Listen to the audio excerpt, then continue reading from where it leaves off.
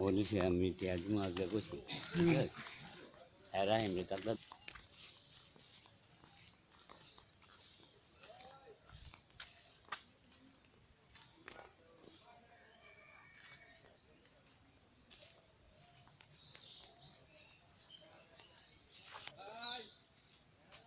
উষাদি মাসি করে